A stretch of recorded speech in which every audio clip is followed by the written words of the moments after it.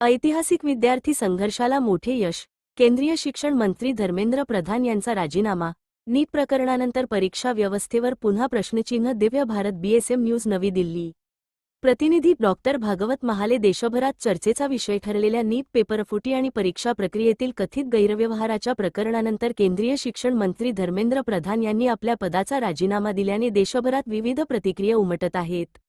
भविष्यात अशा घटना टाळण्यासाठी अत्याधुनिक तंत्रज्ञानाचा वापर, सायबर सुरक्षा, प्रश्नपत्रिका वितरणाची सुरक्षित यंत्रणा, स्वतंत्र देखरेख प्रणाली आणि दोषींना तातडीने शिक्षा देणारी प्रभावी कायदेशीर यंत्रणा उभारणे आवश्यक असल्याचे त्यांनी नमूद केले.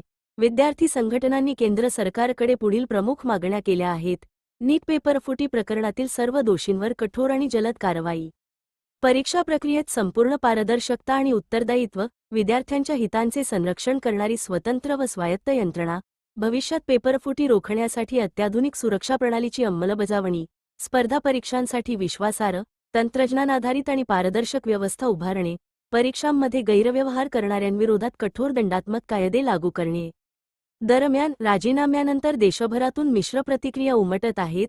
काही संघटनांनी या निर्णयाचे स्वागत करून विद्यार्थ्यांच्या एकजुटीचा विजय असल्याचे म्हटले आहे, तर काही राजकीय पक्ष आणि विश्लेषकांनी संपूर्ण चौकशी पूर्ण होईपर्यंत कोणताही निष्कर्ष काढू नये, असे मत व्यक्त केले आहे.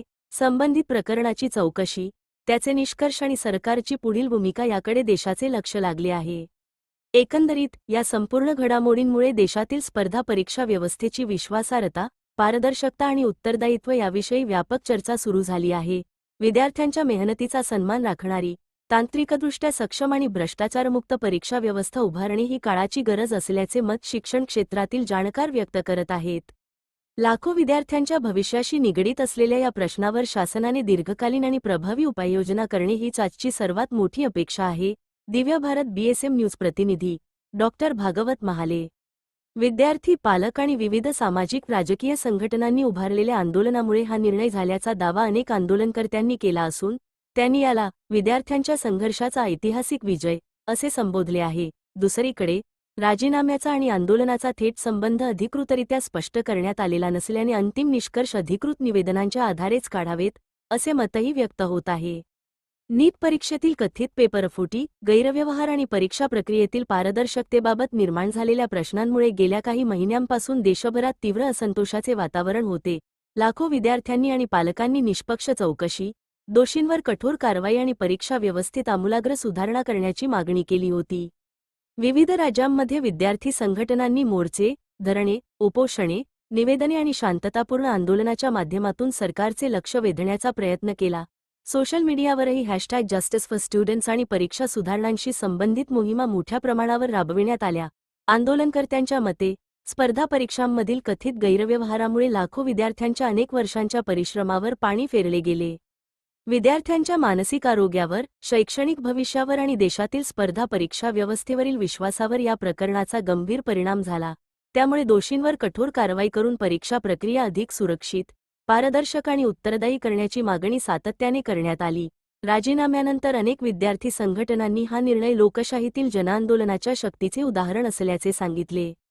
त्यांच्या मते, विद्यार्थ्यांच्या भविष्याशी संबंधित प्रश्नांवर शासनाला उत्तरदायी राहावे लागते आणि शांततापूर्ण व घटनात्मक मार्गाने केलेल्या आंदोलनालाही लोकशाहीत महत्त्वाचे स्थान आहे. या पार्श्वभूमीवर सामाजिक कार्यकर्ते सोनम वांगचुक यांनी प्रतिक्रिया देताना म्हटले की, शिक्षण व्यवस्थेवरील विद्यार्थ्यांचा विश्वास अबाधित ठेवण्यासाठी परीक्षा प्रक्रिया पूर्णपणे पारदर्शक, प्रामाणिक आणि उत्तरदायी असणे अत्यावश्यक आहे. विद्यार्थ्यांच्या भविष्याशी संबंधित कोणतीही तडजोड देशाच्या भविष्यासाठी घातक ठरू शकते. ही लोकशाहीची जीत आहे.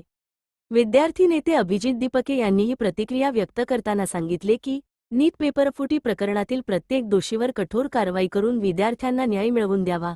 स्पर्धा परीक्षांची विश्वासार्हता पुनर्स्थापित करण्यासाठी सरकारने ठोस आणि दीर्घकालीन सुधारणा तातडीने राबवाव्यात.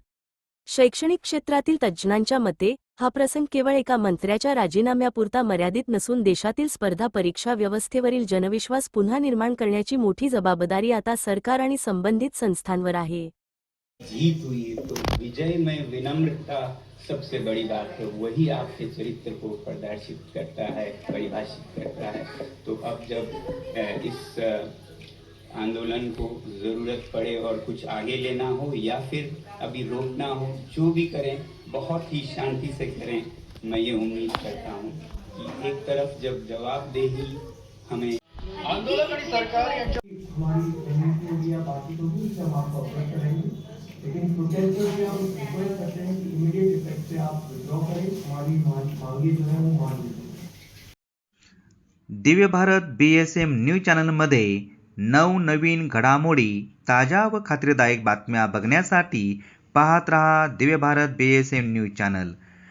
पुन्हा बातमी बघण्यासाठी न्यूज चॅनलला शेअर करा, लाईक करा व सबस्क्राईब करा। धन्यवाद।